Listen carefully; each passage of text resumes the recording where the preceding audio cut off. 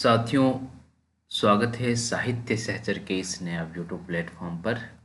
आज हम देखने जा रहे हैं 16 से 23 दिसंबर 2024 का करंट अफेयर।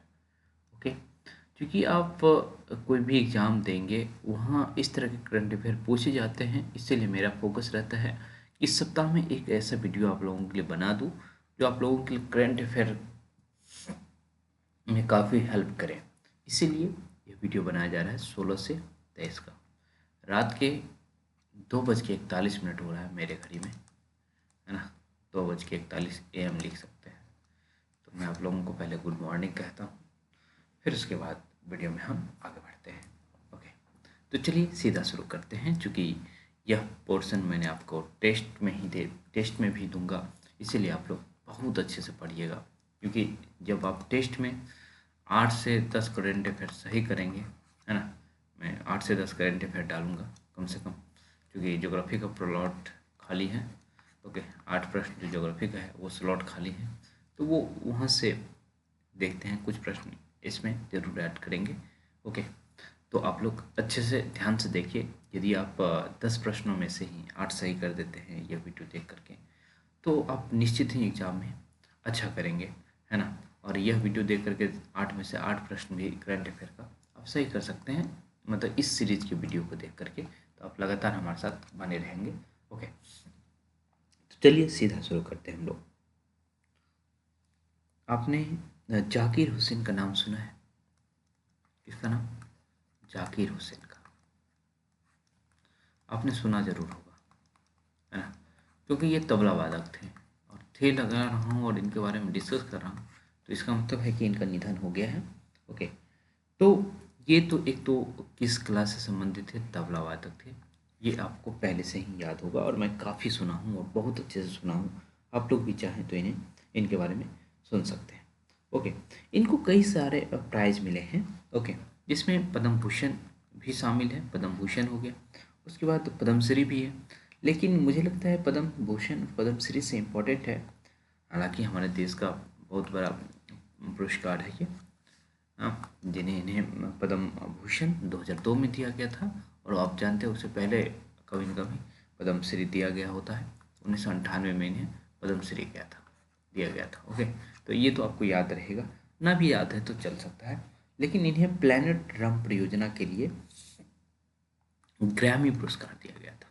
ग्रैमी पुरस्कार बहुत इंपॉर्टेंट पुरस्कार है म्यूजिक के फील्ड में। ओके, तो प्लैनेट ड्रम परियोजना, प्लैनेट प्लैनेट ड्रम परियोजना, DRUM ड्रम परियोजना मतलब प्रोजेक्ट। ओके, तो प्लैनेट ड्रम प्रोजेक्ट के लिए किसे ग्रैमी अवार्ड दिया गया था? जाकिर हुसैन जी को। बस इतना ही आप याद रखेंगे तो मुझे अच्छा लगेगा। उसके बाद इसमें बहुत ज़्यादा याद रखने की जरूरत नहीं है। हमने हालांकि इसका हिंट आपको एक क्वेश्चन पूछ के ही कर दिया था, है ना, लेकिन आपको याद होगा कि नहीं होगा, फिर भी मैं बता दे रहा हूँ। ये देख लीजिए, जलवाहक योजना के बारे में हम बात करने जा रहे हैं। जलवाहक कार्यक्रम डिस्कस करने से पहले हम नेशनल वाटरवेज 1, नेशनल वाटरवेज 2 और नेशनल वाटरवेज 3 को समझेंगे।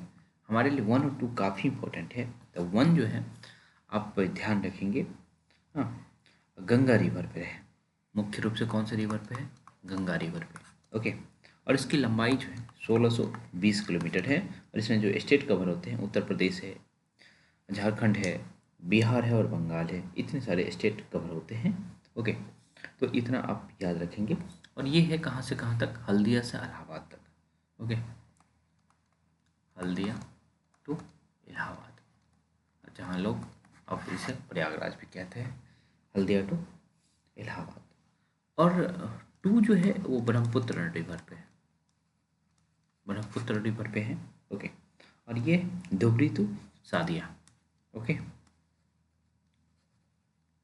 धुबरी टू सादिया तक है। और इसकी लंबाई 891 है।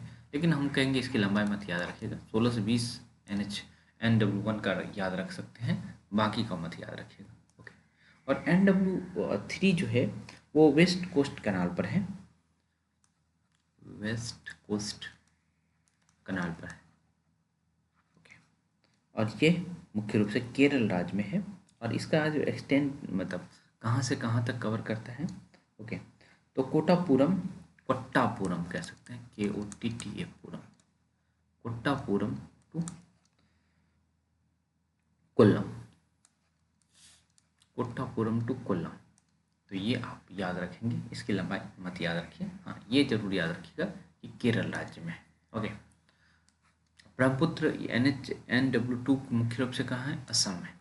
ओके, मुख्य रूप से किस स्टेट में है, असम में। और गंगा वाला आपने देख लिया, हाँ, कौन कौन स्टेट कवर होता है, उत्तर प्रदेश, बिहार, झारखंड और West Bengal. Okay, Haldia to Allahabad है ये याद रखेंगे। हाँ, इसी के संदर्भ में जलवाहक परियोजना की शुरुआत की गई, ये योजना कार्यक्रम जो भी कहना, हाँ उसकी शुरुआत की गई, जलवाहक। ओके, वर्तमान में हमारे जो मंत्री जी हैं उनका नाम है सर्बानंद सोनोवाल। ओके, उन्होंने जलवाहक परियोजना कार्यक्रम की शुरुआत की। ओके, तो जलवाहक योजना आप ये याद रखेंगे। और मुख्य रूप से हाँ, इन्होंने इन्हीं तीनों जो हमने 1 और 2 3 के बारे में बात किया, ओके, तो इनमें मालों का परिवहन हो, मतलब कार्गोज का शिपमेंट हो, उसके लिए प्रोत्साहन राशि देंगे हम 35% तक, मालवाहक कंपनियों के मालों को 35% तक दिया जाएगा। ये आप याद रखेंगे, 65% सब्सिडी कह सकते हैं या फिर सपोर्ट कह सकते हैं, यह दिया जाएगा। ओके, बाकी आप उतना दिमाग में नहीं रखेंगे। अच्छा, मैंने ये चीज़ ये जो कहा NW3 पर भी है, ये ऐसा नहीं है, NW16 पर है। ओके, कितने पे है, NW16 1 2 और 16 पर है। ओके, 1 2 और 16 पर है, ये इतना याद रखेंगे। ठीक, चलिए थोड़ा सा और आगे बढ़ते हैं। तो विश्व योग केंद्र कहाँ बन रहा है, यही एक प्रश्न बन सकता है। वैश्विक योग केंद्र कहाँ बन रहा है, वैश्विक योग केंद्र। तो आप जैसे ही योग से संबंधित कुछ बातें होती है तो तुरंत तो आप उत्तराखंड याद रखते हैं, है ना, तो यहाँ भी आप उत्तराखंड याद रखेंगे।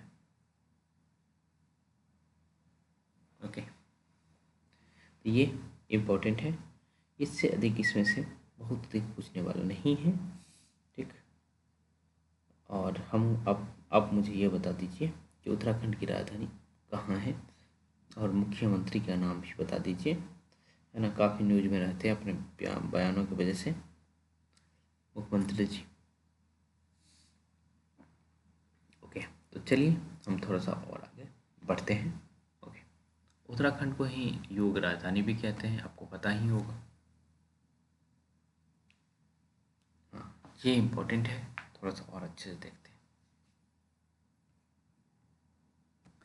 चलिए, रात में कुछ रिकॉर्ड किया गया था, अभी फिर से रिकॉर्ड कर रहा हूँ।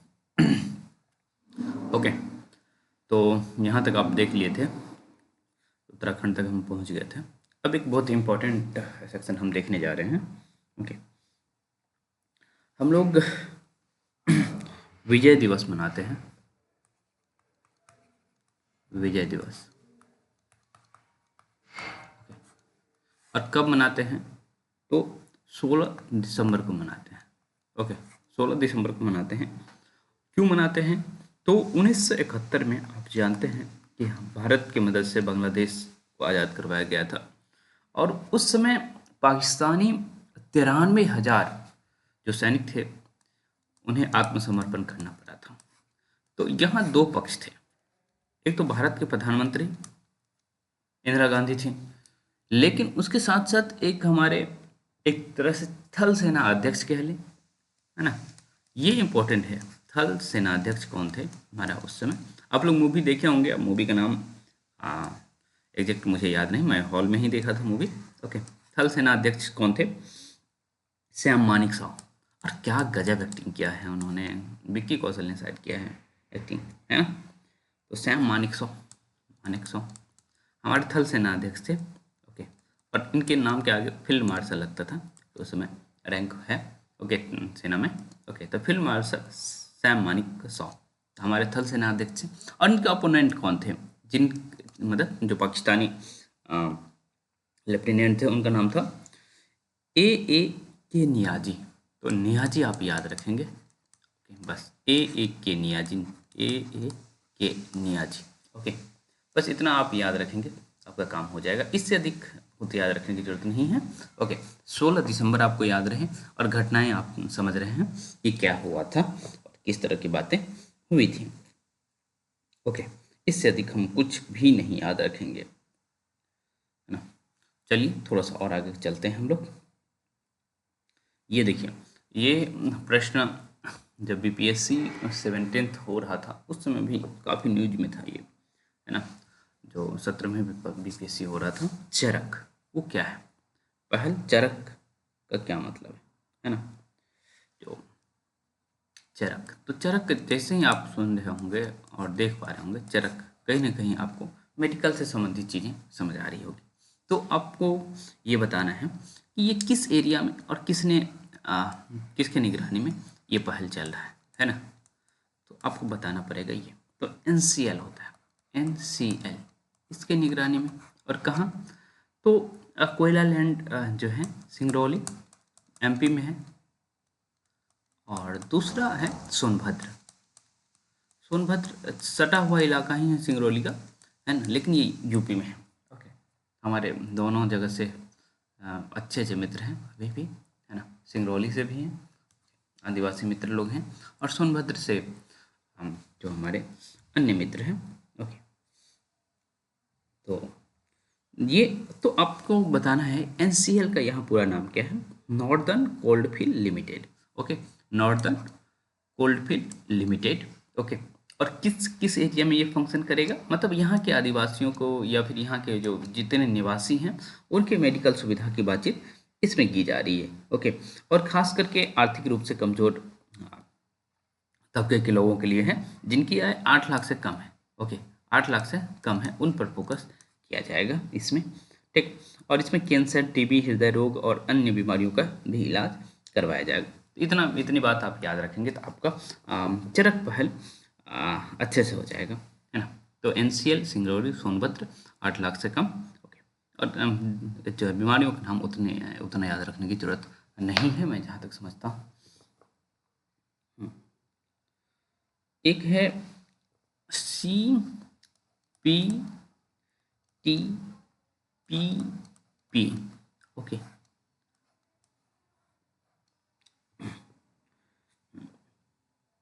प्रगति संपन्न ट्रांस पैसिफिक पार्टनरशिप इसको कहते हैं,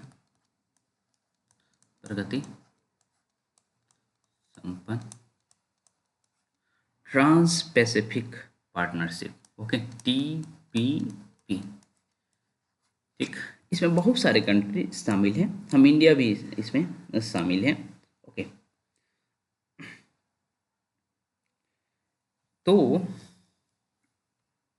एक मिनट रुकिए बस, इंडिया इसका मेंबर नहीं है। ओके, तो ये इंडिया इसका मेंबर नहीं है। ओके, शुरुआत में 11 देश थे इसमें, लेकिन इन 11 देशों को नाम याद नहीं रखना है, जिन्हें CPTPP का अब पूरा नाम इंग्लिश में याद रखने की इच्छा है, वो याद रखेंगे comprehensive progressive agreement for trans Pacific partnership. Comprehensive progressive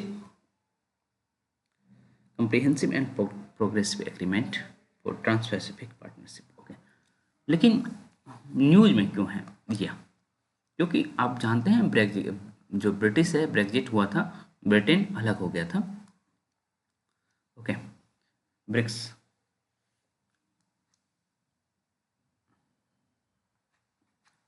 से ऐसा नहीं कह सकते हैं, यूरोपियन यूनियन से अलग हुआ था ब्रिटेन। ओके, और इसी को हम ब्रेक्जिट कहते हैं। और ब्रेक्जिट से जब ये अलग हुआ तो अपनी इकोनॉमी को बूस्ट करने के लिए इन्होंने ट्रांस पैसिफिक एरिया में अपनी स्थिति मजबूत करने की कोशिश की ब्रिटेन ने। और तो वो नया सदस्य कौन हो गया, ब्रिटेन इसका हो गया है। अभी सभी सदस्यों ने इसे स्वीकृति नहीं दी है, लेकिन ये सदस्य अब बन चुका है। ओके, आप कुछ सदस्यों के नाम चाहे तो याद रख सकते हैं, लेकिन उतना ज़रूरी नहीं है क्योंकि इंडिया इसमें शामिल नहीं है। फिर भी आ, Australia, Brunei, Canada, Chile, Japan, Malaysia, Mexico, New Zealand, Peru, Singapore, Vietnam और यूके, है ना। तो इतना सदस्य है, इसमें से एक भी सदस्य आपको याद ना रहे, लेकिन न्यू सदस्य कौन है? यूके है, एक तरह से ब्रिटेन है। ओके, इतनी बातें आपको याद रहेगा तो अच्छा लगेगा मुझे। हम्म, एक मिसाइल सिस्टम डेवलप किया गया है जिसका नाम है डार्क ईगल। क्या नाम है? Dark eagle. डार्क ईगल, तो ये किसने डेवलप किया? तो डार्क ईगल को डेवलप किया है किसने? यूएस ने। बाकी इससे अधिक आपको नहीं पूछा जाएगा, इसीलिए इस पर ज़्यादा हम फोकस नहीं करेंगे। ओके। हम ग्रीन स्टील पर फोकस कर रहे हैं, लेकिन इसमें मैं देख रहा था बहुत ज़्यादा आपके लिए अभी इम्पोर्टेंट नहीं है, लेकिन अभी इंडिया का एक कंपनी है JSW स्टील, है ना। इंडियन कंपनी है, एक बार चेक करके आप लोग बताइएगा इंडियन है या नहीं। ओके, तो JSW स्टील जो है अब वर्ल्ड में फर्स्ट कंपनी बन चुकी है। तो आप समझ सकते हैं कि हमारे स्टील का प्रोडक्शन किस रूप में है। ओके, तो ये आप याद रखेंगे, हालांकि ये अपडेटेड है तो इसलिए आप याद रखेंगे। तो मतलब अभी जैसे रिकॉर्ड किया जा रहा है वीडियो, उस समय की बातें हैं। हम्म, ये एक माउंट सेमेरू से मेरू, क्या नाम है? माउंट सेमेरू से मेरो, माउंट सेमेरू। ओके, ये कहाँ है और न्यूज में क्यों है? क्योंकि यहाँ ज्वालामुखी विस्फोट हुआ था। तो ये वास्तव में इंडोनेशिया के पूर्वी जावा में है। एशिया के पूर्वी जावा, माउंट सेमेरू कहाँ है? और यही तो आपसे प्रश्न बन सकता है ना कि रिसेंटली एक ज्वालामुखी माउंट सेमेरू में आया था, है ना। ये जब ज्वालामुखी विस्फोट हुआ था तो वो कहाँ है? तो आपको या तो इंडोनेशिया रहेगा या पूर्वी जावा जावा रहेगा। ओके, तो वास्तव में जावा जो है एशिया का ही पार्ट है। तो आप इंडोनेशिया भी लगाएंगे, कोई दिक्कत नहीं होगा। तो एक ही दिया जाएगा, ऐसा नहीं कि सबको एक से अधिक दिया जाएगा, है ना। ओके, अब एक देखिए, डेजर्ट नाइट की बातचीत की जा रही है। किसकी बातचीत की जा रही है? डेजर्ट नाइट की। इसको भी आप ध्यान से देखेंगे। डेजर्ट नाइट, डेजर्ट नाइट की जब हम बातचीत करेंगे तो इसमें कौन कौन देश पार्टिसिपेट कर रहा है पहले वो देख लेते हैं। भारत, फ्रांस और अनएक्सपेक्टेड हमारा यूएई है। ओके, तो आप भारत, फ्रांस और यूएई तीनों याद रखेंगे। और ये किस तरह का अभ्यास है? तो वायुसेना का अभ्यास है, जिसे हवाई युद्धाभ्यास कह सकते हैं। ओके, तो आप इन तीनों कंट्री का नाम याद रखिएगा।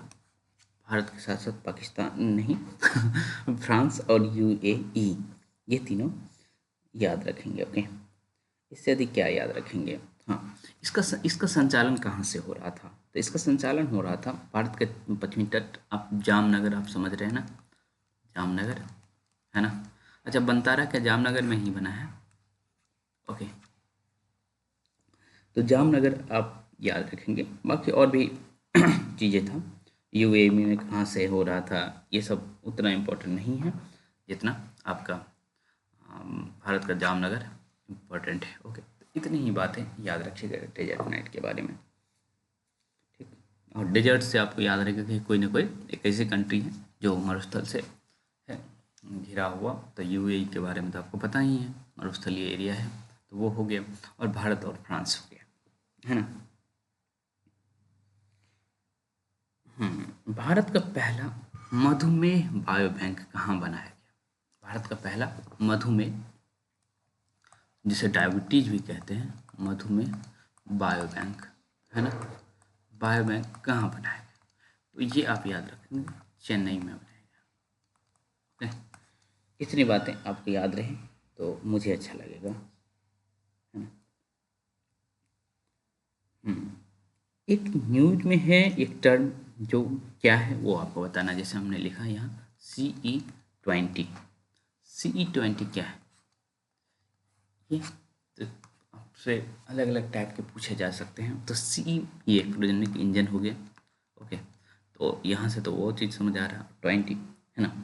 तो ये इसरो द्वारा डेवलप क्रायोजेनिक इंजन है। ओके, इसको किसने डेवलप किया? इसरो ने। ओके, तो CE20 एक क्रायोजेनिक इंजन है जिसका डेवलपमेंट इसरो द्वारा किया गया, और इसरो भारत की स्पेस एजेंसी है, ये आपको पता ही है। ओके, तो इतनी बातें आप याद रखेंगे तो मुझे अच्छा लगेगा, है ना। ये इम्पोर्टेंट है। यहाँ देखिए, भारत ने महिला जूनियर एशिया कप जीत लिया है। भारत क्या जीत लिया है? महिला junior Asia cup. Asia cup, तो ये हो किस कहाँ रहा था, किस फील्ड में हो रहा था? तो ये हॉकी के क्षेत्र में हो रहा था। ओके, और कहाँ हो रहा था? तो ओमान में हो रहा था। ओमान, जिसकी राजधानी मस्कट है। ओके, तो ये याद रखेंगे। ओके, और आपसे यदि पूछ लिया जाए कि किसको हराया, तो इसने चीन को हराया। भारत ने किसको हराया? चीन को। तो हम लोग दो लोगों को हराते हैं, तो आप लोग को भी अच्छा लगता होगा, पाकिस्तान और चीन को, है ना। तो महिला जूनियर हॉकी एशिया कप आप ऐसे याद रखिए, है ना।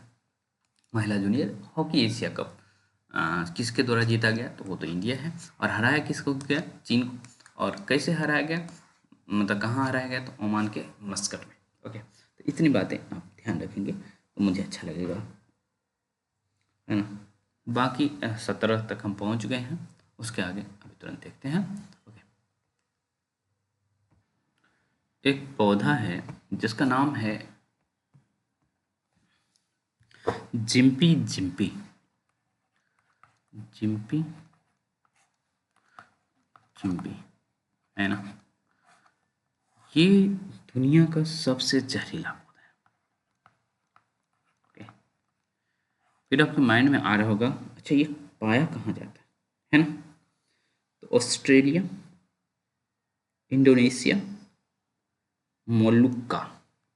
ऑस्ट्रेलिया, इंडोनेशिया और मोलुक्का, ये तीन। तो यही एम करना है आपको, ऑस्ट्रेलिया, इंडोनेशिया और मोलुक्का। ओके, सबसे जहरीला पौधा है, तो इस पौधे से आप बच के रहेंगे। ओके, हो सकता है इसका साइंटिफिक नेम पूछ लिया जाए। तो देखिए, साइंटिफिक नेम है डेंड्रोकनाइट। डेंड्रोकनाइट, पूरा नहीं हुआ, डेंड्रोकनाइट मोरोइड्स। मोरोइड्स, ओके, डेंड्रोकनाइट्स मोरोइड्स, ये है इनका नाम। तो आप याद रखेंगे, जिम्पी चिम्पी जहरीला पौधा है, ऑस्ट्रेलिया, इंडोनेशिया और मुल्का में पाया जाता है। इसका साइंटिफिक नेम है डेंड्रोकनाइट मोरोइड्स। ओके, तो डेंड्रोकनाइट्स मोरोइड्स का नाम आप याद रखेंगे तो मुझे अच्छा लगेगा, है ना, और आपको भी अच्छा लगेगा, मुझे जहाँ तक पता है। ठीक, तो इसको छूने वूने का कोशिश मत कीजिएगा। ये खबर हालांकि मैंने आपको पहले डिस्कस कर दिया था, फिर भी चूँकि हम लोग दिसंबर की बातें कर रहे हैं, आ रहा है, तो फिर हम डिस्कस जरूर करेंगे। ओके, बस इतना याद रखेंगे। जियो, क्या नाम है? GSI, geo science museum. Geo science museum, GSI geo science museum कहाँ स्थापित किया गया है? ओके, तो GSI geo science museum Gwalior में, ग्वालियर में स्थापित किया गया है। और यहाँ किस महान क्रांतिकारी का एक तरह से स्मारक स्थल है, जब उनकी मृत्यु हुई थी तो उन्हें यहीं जलाया गया था। तो आप हमें बताएंगे, और बहुत फेमस नाम है इतिहास में, बहुत फेमस नाम है, तो मुझे उसका उत्तर चाहिए। ओके, मैंने बताया भी है। ओके, आप हिस्ट्री में अच्छे से पढ़े भी हैं। ओके, 1857 की क्रांति के समय पढ़े। अब इससे अधिक हिंट में क्या दूं, है ना। तो ये आप याद रखेंगे। बाकी उद्घाटन जगदीप धनखड़ कर रहे थे, ये सब की बातें मुझे नहीं लगता आपसे पूछा जाएगा, है ना। आगे बढ़ते हैं हम लोग। गोलन हाइट्स कहाँ है? इजराइल के आसपास है, आप ये याद रखेंगे। हाँ, ये बहुत इंपॉर्टेंट खबर है कि भारत के किस मंदिर को एक ब्रिटिश सेफ्टी काउंसिल है जिसका नाम है स्वार्ड, मतलब उसका नाम कुछ नहीं है, उसका नाम यही है, ब्रिटिश सेफ्टी काउंसिल द्वारा, BRITIS, British safety council. Okay, तो इसके द्वारा एक पुरस्कार दिया जाता है जिसका नाम है sword of honour. Sword of honour पुरस्कार। ओके, स्वार्ड ऑफ ऑनर किसे दिया गया है? तो भारत के एक मंदिर, और बहुत प्रसिद्ध मंदिर इन दिनों तो हैं ही, है ना। ये है अयोध्या का राम मंदिर। अयोध्या का राम मंदिर, है ना, ये याद रखेंगे। और आप ये भी बताइए, ये अयोध्या का जो राम मंदिर है वो किस शैली में बनाया गया है? ओके, तो और शैली आप ना भी बताएं, लेकिन इनके आर्किटेक्चर कौन है, हाँ, या फिर कम से कम इतना तो बताइए जो मूर्ति बनाई गई है, हाँ, तो उसके मूर्तिकार कौन है, कुछ ही बता दीजिए हमें।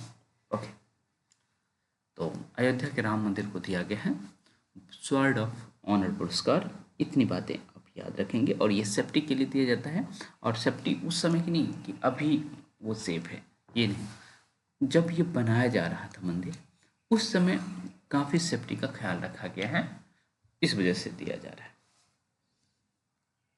यदि आप हिंदी साहित्य के छात्र हैं तो अब तो यह आपके लिए खबर इम्पोर्टेंट है ही, और साथ ही साथ आप किसी भी विषय के छात्र हैं तो इस तरह के पुरस्कार इम्पोर्टेंट हो जाते हैं। 34वां व्यास सम्मान, 34वां व्यास सम्मान किसे दिया गया है?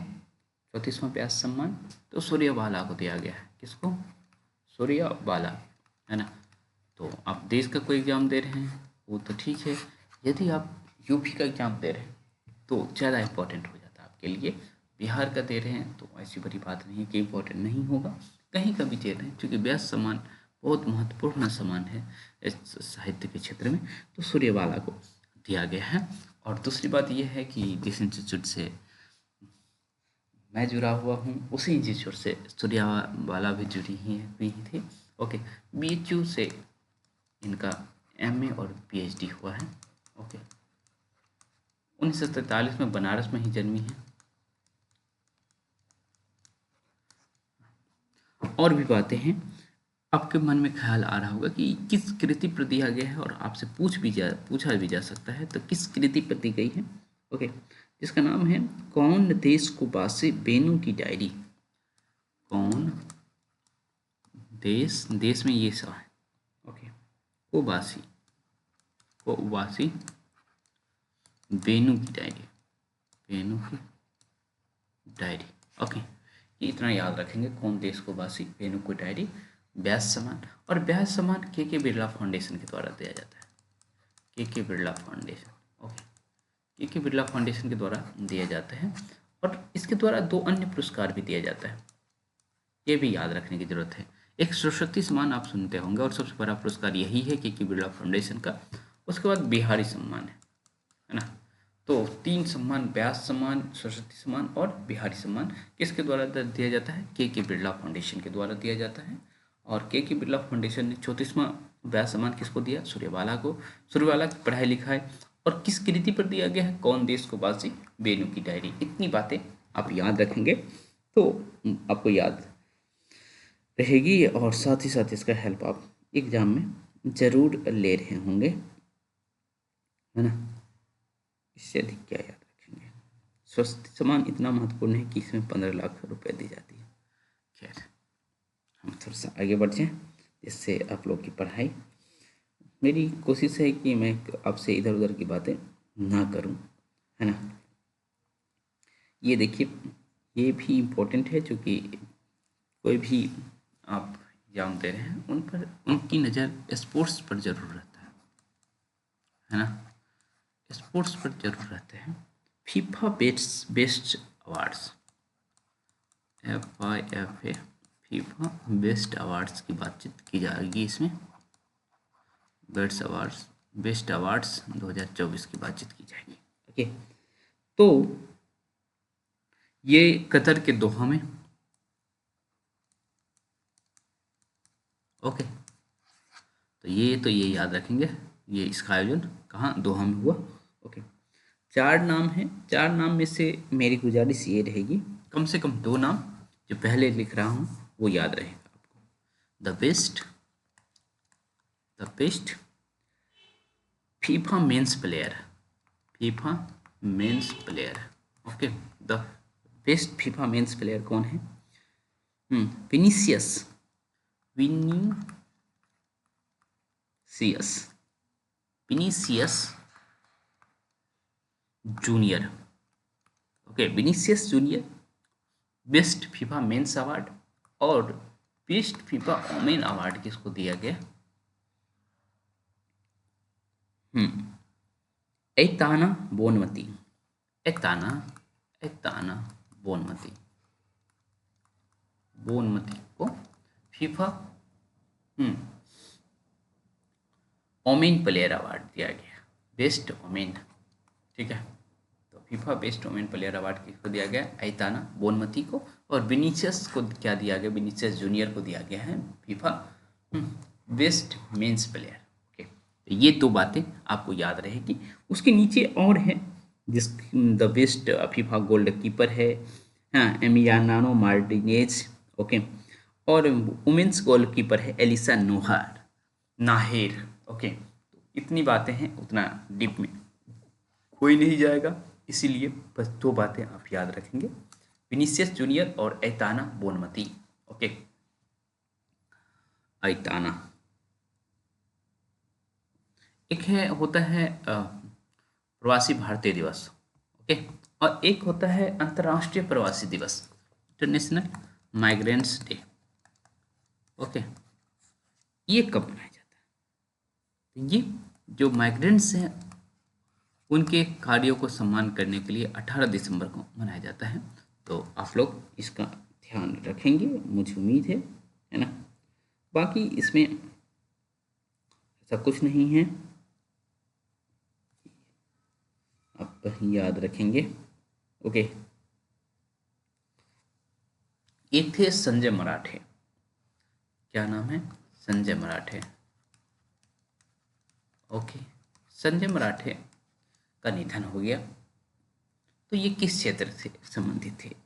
एक तो संगीतकार थे, खास करके शास्त्रीय गायक और हारमोनियम भी बजाते थे। ओके, एक खबर जो आपके लिए इम्पोर्टेंट है वो याद रखेंगे आप, है ना। और देखिए, एक बार में आप 1x में देख लीजिए, या फिर इसको 1.5x में देख लीजिए आप, है ना। एक बार रिवीजन के लिए 2x में देख लीजिए, है ना, तो आपका अच्छा हो जाएगा करंट अफेयर। नहीं, आप ऐसे करेंगे तो कैसे काम चलेगा? बस भगा भगा के देख लिए, पता चला कुछ आ ही नहीं रहा आपको। इसलिए रिवीजन मोड में हमेशा रहिए, मेरी कोशिश रहती है, मैं, क्योंकि मेरी यही कोशिश रहती है कि आपका सिलेक्शन हो। सिलेक्शन हो के लिए, उसके लिए रिवीजन ज़रूरी है। ओके, और रिवीजन ज़रूरी है तो मैं हर एक तरीका अपनाते रहता हूँ। ओके, कभी खुद से आपको पढ़ाऊँगा, कभी मैं पढ़ा देता हूँ।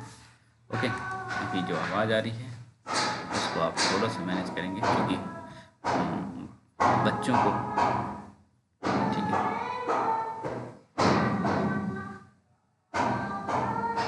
वो अभी भी नोक करेगी। तो एक स्त्री हैं और काफ़ी टैलेंटेड स्त्री हैं, नाम क्या है? किरण मजबूदार शॉ। क्या नाम है? किरण मजूमदार शॉ। ओके, शॉ, किरण मजूमदार शॉ। इन्हें जमशेद जी टाटा पुरस्कार दिया गया। जमशेद जम इसको ऐसे जोड़ दीजिए, जमशेद जी टाटा पुरस्कार दिया गया है। और बायो साइंस में लीडिंग कैपेसिटी के लिए इनको हाँ भारतीय सोसाइटी फॉर क्वालिटी द्वारा यह पुरस्कार दिया जाता है। और ये बायोकॉन की चेयरपर्सन है, बायोकॉन ग्रुप की चेयरपर्सन है। ओके, तो किरण मजूमदार शॉ को जमशेदजी टाटा पुरस्कार दिया गया है भारतीय सोसाइटी फॉर क्वालिटी द्वारा। ओके, भारतीय सोसाइटी फॉर क्वालिटी, ओके, भारतीय सोसाइटी फॉर क्वालिटी द्वारा यह पुरस्कार दिया गया है। इतनी बातें याद रखेंगे आप। ओके, जमशेदजी टाटा पुरस्कार, किरण मजूमदार। ओके, उसके बाद आप क्या याद रखेंगे? चलिए अब एक चीज याद करवाते हैं आपको। दिसंबर में जितने इम्पोर्टेंस दिवस होते हैं वो एक साथ हम देख लेते हैं। ओके, तो हालांकि बहुत सारी चीज़ें हमने पहले बताया रखा है। एक दिसंबर को मनाया जाता है विश्व एड्स दिवस, विश्व एड्स डे। ओके, उसके बाद 2 दिसंबर को मनाया जाता है अंतर्राष्ट्रीय गुलामी उन्मूलन दिवस, अंतर्राष्ट्रीय गुलामी उन्मूलन दिवस। ओके, अंतर्राष्ट्रीय गुलामी उन्मूलन दिवस। 3 को मनाया जाता है विश्व विकलांग दिवस। ओके, 4 को मनाया जाता है अंतर्राष्ट्रीय इंटरनेशनल बैंक डे। ओके, उसके बाद 5 को मनाया जाता है आर्थिक सामाजिक विकास के लिए अंतर्राष्ट्रीय स्वयंसेवक दिवस। तो 5 का एक इम्पोर्टेंट, जो ज़्यादा इम्पोर्टेंट है, विश्व मृदा दिवस, सॉइल डे, 5 दिसंबर को मनाया जाता है। ये याद रखेंगे, विश्व मृदा दिवस कब मनाया जाता है? 5 दिसंबर को। ओके, बाकी और है नरसंहार के अपराध के पीड़ित की स्मृति और सम्मान तथा अपराध की रोकथाम के लिए अंतर्राष्ट्रीय दिवस। 9 को जो मनाया जाता है वो ठीक ठाक लग रहा है मुझे, अंतर्राष्ट्रीय भ्रष्टाचार विरोधी दिवस, इंटरनेशनल करप्शन विरोधी दिवस। ओके, 10 को जो है, 10 बहुत इंपॉर्टेंट है, इसको नोट कर लीजिए आप, मानवाधिकार दिवस, मानवाधिकार दिवस ऐसे लिख सकते हैं, मानव अधिकार दिवस। 10 वाला बहुत ही इंपॉर्टेंट है, जैसे एड्स दिवस इंपॉर्टेंट है, मृदा दिवस इंपॉर्टेंट है, ऐसे ही 10 का इंपॉर्टेंट है। ओके, अंतर्राष्ट्रीय मानव अधिकार दिवस। ये 5 को आपने मृदा मनाया था, तो 11 को पर्वत मनाइए। ओके, 5 को आपने मृदा दिवस मनाया था ना, और ऐसे ही 11 को आप मनाएंगे क्या? पर्वत, अंतर्राष्ट्रीय पर्वत दिवस। ओके, यूनिसेफ की स्थापना दिवस कब मनाया जाता है? 11 को यूनिसेफ। और मेरे मेमोरी में यूनिसेफ है, क्योंकि जब मैं बहुत छोटा था, है ना, तो यूनिसेफ का एक कार्यक्रम होता है, उसमें मैंने टॉप किया था। ओके, मतलब स्कूल लेवल पे होता है यह कार्यक्रम, तो वहाँ मेरी हैंडराइटिंग काफ़ी अच्छी हुआ करती थी उसमें, और फिर कुछ लिखना था उसमें, काफ़ी मैंने अच्छे से प्रदर्शन किया था, तो उन्होंने मुझे काफ़ी कुछ सम्मान और सामान दोनों दिए थे। तो आप 11 को याद रखेंगे, यूनिसेफ की स्थापना दिवस। ओके, और अभी आपने को मैंने बताया अंतर्राष्ट्रीय प्रवासी दिवस। ओके, 18 दिसंबर को मनाया जाता है। और 27 दिसंबर को आप याद रखेंगे इंटरनेशनल महामारी तैयारी दिवस, अंतर्राष्ट्रीय महामारी से लड़ने के लिए, कोविड जैसे महामारी से लड़ने के लिए हम लोग कब दिवस मनाते हैं? 27 दिसंबर को। तो इतना दिवस आप याद रखेंगे। ओके, यूनिसेफ की स्थापना 11 दिसंबर को, 10 को मानवाधिकार दिवस, 5 को मृदा दिवस, और 11 को पर्वत दिवस। ओके, उसके बाद एक को ज़्यादा इम्पोर्टेंट है, इतनी बातें, 2 भी याद रख सकते हैं, गुलामी से उन्मूलन। ओके, ये सारी बातें हो गई 19 दिसंबर तक की बातें, सॉरी 18 तक की बातें हमने कर लिया। अब थोड़ा सा और आगे बढ़ते हैं। ओके, अभी 23 तक जाना है, तो वीडियो लंबा ज़रूर होगा, पर कुछ किया नहीं जा सकता है इसका, है ना। तो चलिए हम फिर से शुरू करते हैं। यह खबर तो आपको पता ही होगा, उत्तराखंड द्वारा यूसीसी लागू कर दिया गया है। इस पर ज़्यादा बातचीत हम नहीं करेंगे, कि आपसे कई बार यूनिफॉर्म सीसी का फुल फॉर्म क्या है, ओके, तो यह हमें बताएंगे, है ना, ये हमें बताएंगे हिंदी में। समान नागरिक संहिता कहते हैं, ओके। ज़्यादा आपको नहीं पता है तो यूनिफॉर्म सिविल कोड कह सकते हैं, ओके। तो पहला राज्य बन गया यूसीसी लागू करने वाला उत्तराखंड। इतनी बड़ी बातें हैं, ओके। ये आपके लिए इम्पोर्टेंट होगा। असम डॉल्फिन टैगिंग की पहल काफ़ी इम्पोर्टेंट है। तो पहली बार असम ने सैटेलाइट का प्रयोग करके डॉल्फिन टैगिंग किया है, ओके। तो ऐसे ही आप याद रखेंगे कि डॉल्फिन टैगिंग सैटेलाइट के माध्यम से किसने किया है, तो असम। तो ये आपको याद रहे तो मुझे अच्छा लगेगा। ये खबर भी ठीक है ना, थोड़ा आशाजनक है, ऐसा नहीं है, आशाजनक नहीं है। हाँ, कि भारत स्मार्टफोन बाजार में, स्मार्टफोन जो आप लोग यूज करते हैं, तीसरा सबसे बड़ा निर्यातक है। निर्यातक पे गौर करिएगा, है ना, हम लोग निर्यातक हैं, भेजते हैं, एक्सपोर्ट करते हैं, है ना। तो ये बहुत अच्छी बात है। तो थर्ड हम लोग हो गए हैं, तो ये बहुत बड़ी बात है हम लोगों के लिए। बहुत पीछे चल रहे थे, 13 पे चल रहे थे, अब देखिए थर्ड पे पहुंच गए। तो स्मार्टफोन बाजार में तीसरा सबसे बड़े निर्यातक का नाम क्या है? अंतरिक्ष मलबे से निपटने के लिए भारत और किस देश ने हाथ बटाया है? ओके, भारत और जापान ने ऐसा किया है, ओके। तो ये आपको याद रखना चाहिए, ओके।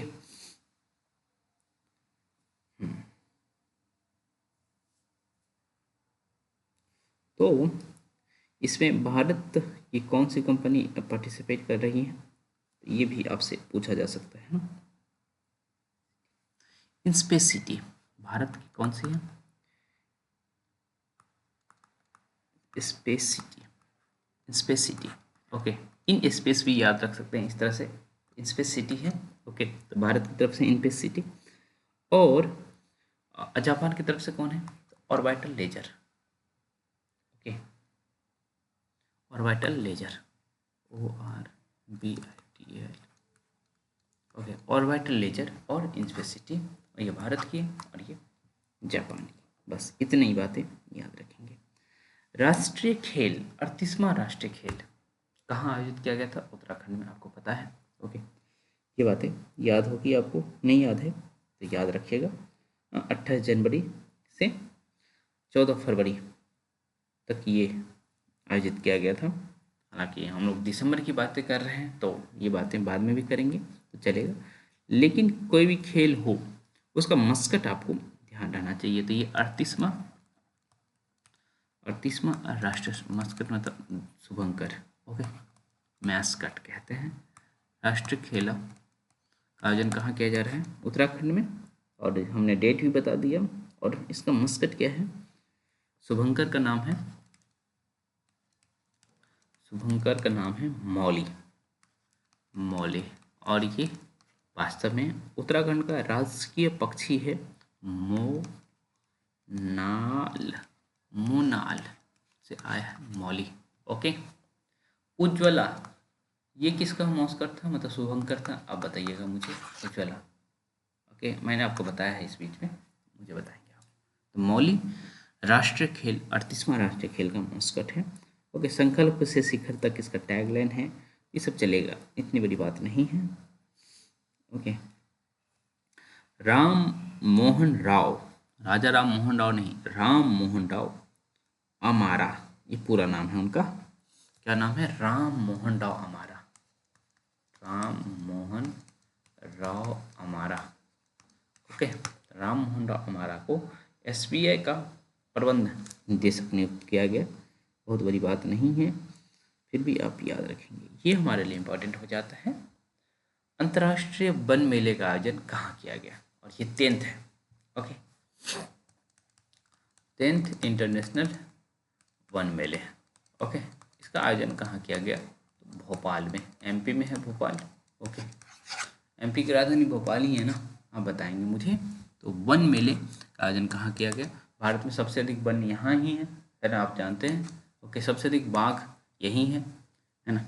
अब भारत में कितने टोटल बाघ हैं मुझे बताएंगे, पिछले वीडियो में मैंने आपको बताया था।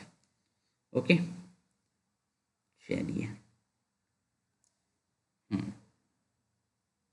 भारतीय सेना ने भविष्य के युद्धों से निपटने के लिए एआई इंक्यूबेशन सेंटर, क्या है एआई इंक्यूबेशन सेंटर, कहाँ स्थापित किया है? तो बेंगलुरु में। ओके, एआई इंक्यूबेशन सेंटर भारतीय सेना ने कहाँ स्थापित किया है? बेंगलुरु में। बस इतनी बातें याद रखेंगे। ओके, अच्छा ये बताइए कि जो भारतीय सेना है, इनके लीडर अभी कौन है? ओके, हमें बताएंगे। वो त्रिवेदी हैं, जल्दी से बताइएगा हमें, या द्विवेदी हैं? तो हमारे कौन है बताइएगा, बताइए। ठीक है, इतना तो आप खोज ही सकते हैं। थल सेना अध्यक्ष, जल सेना अध्यक्ष और नौसेना अध्यक्ष। ओके, तो उपेंद्र द्विवेदी कौन है बताइएगा मुझे। चलिए थोड़ा सा और बढ़ते हैं हम लोग। अरुण कपूर भारतीय शिक्षाविद हैं, उन्हें भूटान में काफ़ी सम्मान दिया गया, और एक वर्ड होता है या उपाधि होता है दा दासो, क्या नाम होता है? दासो। ओके, दासो।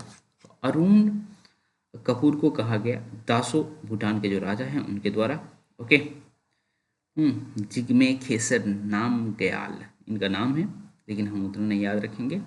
ओके, तो यह सम्मान दिया गया दासो, किसको कहा गया? अरुण कपूर जी को। ओके, और एक लाल दुपट्टा भी दिया गया। इतनी बड़ी बात है, दासो शिक्षक या दासोपाध्याय। टॉम क्रूज ये थोड़ा सा फनी है लेकिन याद रखेंगे। अमेरिकी नौसेना का सर्वोच्च सम्मान दिया गया। टॉम क्रूज ये वास्तव में एक्टर हैं, लेकिन इन्हें अमेरिकी नौसेना का सर्वोच्च सम्मान दिया गया। ओके, सर्वोच्च सम्मान दिया गया टॉम क्रूज को। ओके, टॉम क्रूज को सर्वोच्च सम्मान दिया गया है। भारतीय नौसेना का सर्वोच्च सम्मान किसको दिया गया है? सॉरी, अमेरिकी नौसेना का सर्वोच्च सम्मान। और ये किसके लिए दिया गया है? टॉप गन, एक इनकी मूवी थी टॉप गन है, और ये कब है? 1986 की मूवी है टॉप गन। ओके, तो टॉम क्रूज को ऐसा पुरस्कार दिया गया, आप देख सकते हैं। ओके, सुशासन सप्ताह मनाया गया 19 दिसंबर से ओके 24 दिसंबर तक, बस इतना याद रखेंगे। 19 दिसंबर से 24 दिसंबर तक सुशासन सप्ताह मनाया गया, इतनी बड़ी बात है बस। ओके, एक ये वैसे आप याद ही रख लेंगे, बांग्लार बारी आवास योजना। तो बांग्लार हो गया तो ममता बनर्जी शुरू की होंगी, है ना।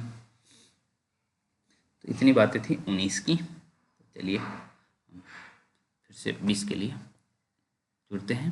ओके, तो ऐसा नहीं कि वीडियो एंड हो रहा है, अभी 20, 21, 22, 23 तक पहुंचना है हमें, है ना। तो चूँकि कंटेंट अधिक रहता है तो वीडियो लंबा बनेगा, लेकिन ये है कि जब एक ही बार में आप पढ़ेंगे तो यदि 1.25 घंटे तक का वीडियो हो जाए तो भी कोई दिक्कत नहीं होनी चाहिए आपको। चलिए अब हम देखने जा रहे हैं 20 दिसंबर का current affair. Okay,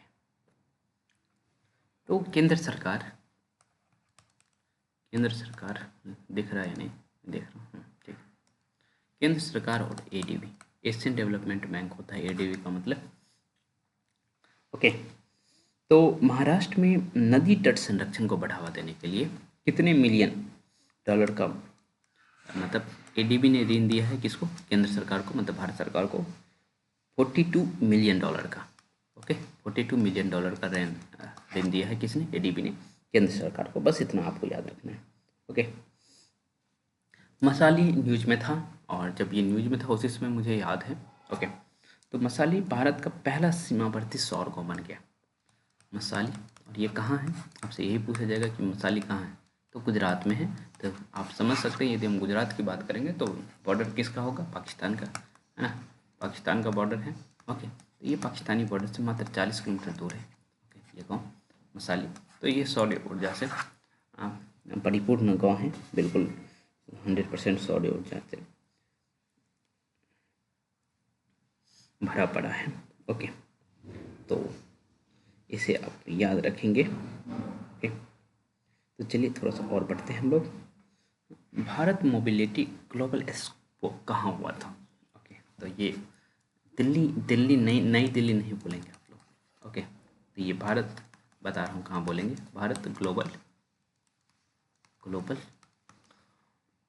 sorry Bharat mobility global, मतलब जो कार वार बनाती है कंपनी वहाँ, जैसे आप समझ सकते हैं कि कौन कौन कंपनीज में, जैसे मारुति हो गई, टाटा मोटर्स हो गया, BYD हो गया। ओके, BYD कहाँ की कंपनी है? अभी बहुत न्यूज में है BYD। आप बताएंगे क्यों? तो ये 5 मिनट में कह रहा है कि हम इतना चार्ज कर देंगे 250 माइल के आसपास, 400 किलोमीटर रेंज कोई गाड़ी 5 मिनट में ट्रैवल कर, 5 मिनट के चार्जिंग की वजह से ट्रैवल कर सकती है। तो ये काम BYD चाइनीज कंपनी है। ओके, इसने कर दिखाया है। ओके, तो हाँ, मैं बात कर रहा था भारत ग्लोबल मोबिलिटी एक्सपो कहाँ हुआ था, क्योंकि जब ये हो रहा था उसमें मैं इससे संबंधित वीडियोज देख रहा था, क्योंकि उसमें आई थिंक मैं भी कुछ परचेज करने का सोच रहा था। ठीक है, तो ऐसा नहीं कि बहुत बड़ी बात सोच रहा था परचेज करने के लिए, ऐसी बड़ी बात नहीं है, क्योंकि आपको पता है कि मैं कौन हूँ। ओके, तो मुझे बहुत ज़्यादा लग्जरियस लाइफ पसंद नहीं है। ओके, तो ये देखिए, ये हो कहाँ रहा था? तो नई दिल्ली आप नहीं बोलेंगे, मैंने मना किया आपको बोलने से, आप दिल्ली NCR बोलेंगे। क्या बोलेंगे? Delhi NCR। Okay, Delhi NCR में यह हो रहा था, क्योंकि अलग अलग लोकेशन पे हो रहा था। ठीक है, तो भारत मंडपम जैसे प्रगति मैदान में हो गया, Yashobhoomi, India expo centre and mart. ठीक है, 3 लोकेशन था। ओके, यशोभूमि, भारत मंडपम और India expo centre and mart. Okay, तो आप दिल्ली NCR बोलेंगे तो अच्छा लगेगा मुझे, तो इससे अधिक नहीं पूछा जाएगा आपसे। ओके, तो ओम प्रकाश चौटाला का निधन हो गया, तो ये हरियाणा के पूर्व CM रहे हैं, आपको पता है। ओके, ये इम्पोर्टेंट मुझे जहाँ तक दिख रहा था, गोवा मुक्ति दिवस कब मनाया जाता है? तो गोवा को 1961 में पुर्तगालियों से आज़ादी मिली थी, आपको पता है। ओके, तो एक तो ये 1961 ही याद रखेंगे, और 19 दिसंबर की बात है, तो गोवा मुक्ति दिवस हम कब मनाते हैं? 19 दिसंबर को। ओके, बस इतनी बातें आप याद रखेंगे। मीना गणेश कौन थी? मीना गणेश कौन थी? तो ये मलयालम कलाकार थी मीना गणेश। ओके, तो ये याद रखेंगे। ओके, इस देश के अंतरिक्ष यात्री हैं जो 9 घंटे तक स्पेस वॉक किया है। तो 9 घंटे तक स्पेस वॉक करने वाला किस देश के अंतरिक्ष यात्री हैं? तो चाइनीज। ओके, तो चीन का बहुत बड़ा योगदान आप देख पा रहे हैं, अमेरिका को भी बहुत सेक्टर में पछाड़ रहा है ये। ओके, तो इतनी सारी बातें हमने कर ली। तो चलिए अब 21 दिसंबर की तरफ चलते हैं, थोड़ा सा मैं फास्ट मोड में बताऊँगा। ओके, फिर से ADB आ गया। Okay, ADB Asian development bank. Okay, हालांकि इसका लोन काफ़ी महंगा होता है, फिर भी भारत को 350 मिलियन डॉलर का लोन दिया गया है। ओके, कितना? 350 मिलियन डॉलर का लोन दिया गया है, और किस कार्यक्रम के लिए दिया गया है ये याद रखेंगे। तो भारत ने इसको लिया है स्माइल, SMILE, स्माइल कार्यक्रम के तहत। ओके, तो strengthening multi modal and integrated logistic ecosystem, तो यही है स्माइल कार्यक्रम के तहत लिया गया है। ओके, ऋचा घोष काफ़ी इंपॉर्टेंट हो गई हैं जब से यह 18 गेंदों में अर्धशतक मारती है। 18 गेंदों में 50 रन मारने वाली ओके कौन बन गई है? ऋचा घोष, सबसे तेज अर्धशतक। ओके, तो हालांकि इससे पहले भी 2 लोग मार चुके हैं। ओके, एक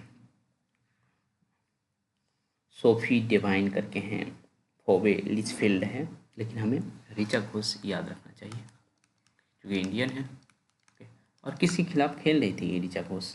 तो वेस्ट इंडीज़ के खिलाफ खेल रही थी। ओके, तो Indian Richa Ghosh West Indies के खिलाफ खेल रही थी और 18 गेंदों में ही शतक लगा दी। ओके, पहला ध्यान दिवस, विश्व ध्यान दिवस की बात कर रहा हूँ, ये पहला है तो याद रखेंगे आप। विश्व ध्यान दिवस कब मनाया जाना है या मनाया गया, तो 21 दिसंबर को मनाया गया। ओके, ये याद रहना चाहिए आपको।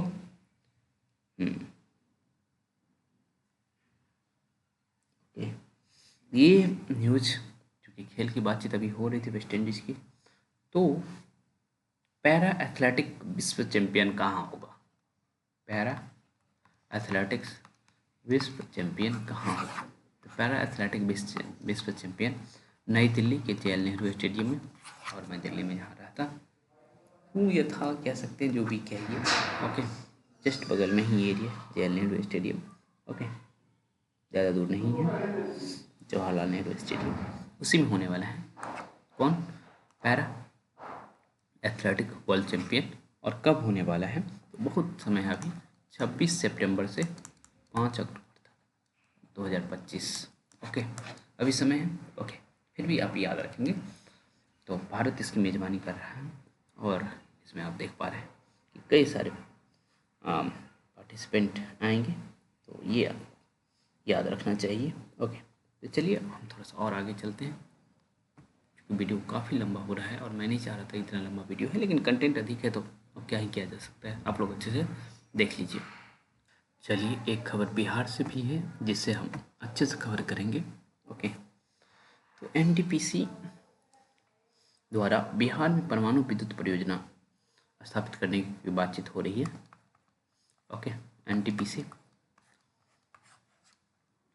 द्वारा क्या, बिहार में परमाणु विद्युत परियोजना अश्विनी कार्यक्रम के तहत।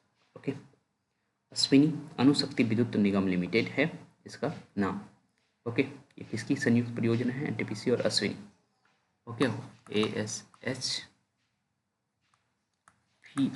अश्विनी। ओके, अणुशक्ति विद्युत निगम लिमिटेड।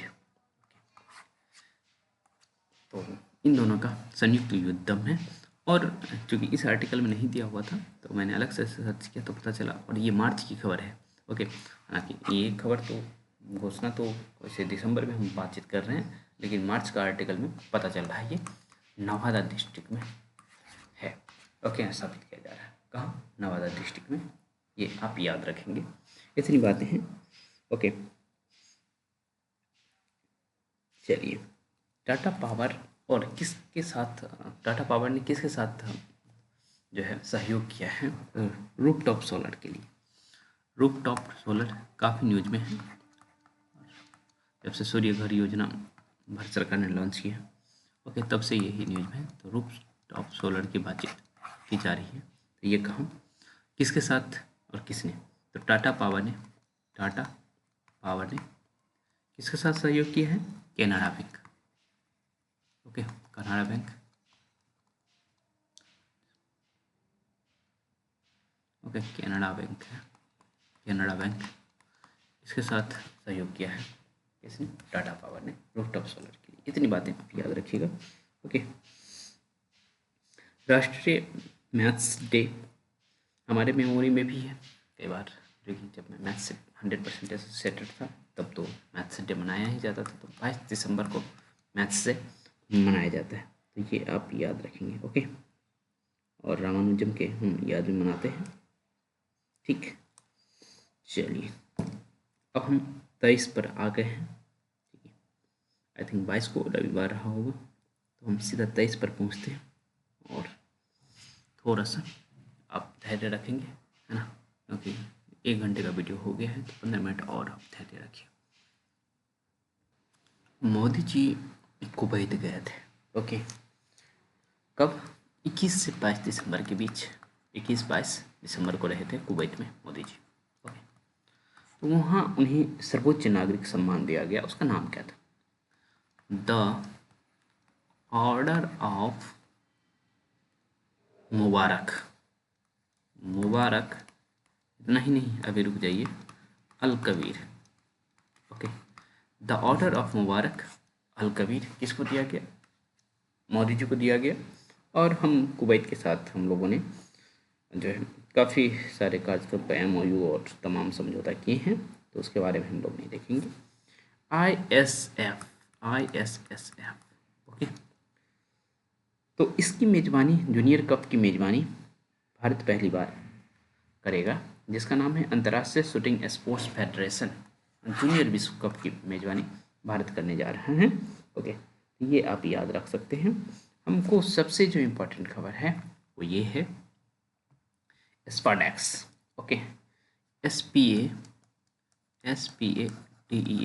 ओके, तो इसका पूरा नाम क्या है? स्पेस डॉकिंग एक्सपेरिमेंट, और ये भारत के द्वारा किया गया है। आपको याद है, नेक्स्ट वीक में हम डेट भी बताएंगे। आज बस ये याद रखिए कि इसरो के द्वारा स्पेस डॉकिंग एक्सपेरिमेंट किया गया है। इससे पहले 3 देश और किया है। ओके, तो भारत कौन सा बन गया है? 4th पोजीशन का देश बन गया है, बस इतना याद रखेंगे। और इसमें दो दो जैसे एक है, क्या नाम है, STX-01 और दूसरा है STX-02। ओके, तो ये चेजर है और ये टारगेट है। ओके, चेजर और टारगेट है, तो दोनों को डॉक किया जाएगा, मतलब स्पेस में ही एक दूसरे से कनेक्ट किया जाएगा, डॉकिंग। तो इसका यूज हम जो है, जब हम चाह रहे हैं खुद का अंतरिक्ष स्टेशन हो जाए, आई थिंक 2035 तक, कब तक हो जाए ये बताइए? 2035 तक हम चाह रहे हैं कि हमारा स्पेस खुद का हो जाए स्पेस स्टेशन, और 2047 तक हम चाह रहे हैं कि अंतरिक्ष में भेज दें किसको, हम मानव को भेजना चाह रहे हैं अंतरिक्ष में 2047 तक। ओके, 2047 नहीं, 2040। ओके, 2040, 35 तो ऑब्वियसली ये स्पेस स्टेशन बना लेना चाह रहे हैं। 5 साल में हम चाहेंगे कि स्पेस में हम अंतरिक्ष यात्री को जरूर भेजें। ओके, तो स्पार्टैक्स मिशन किसका है?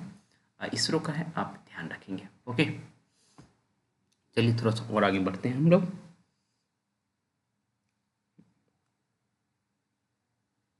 चलिए,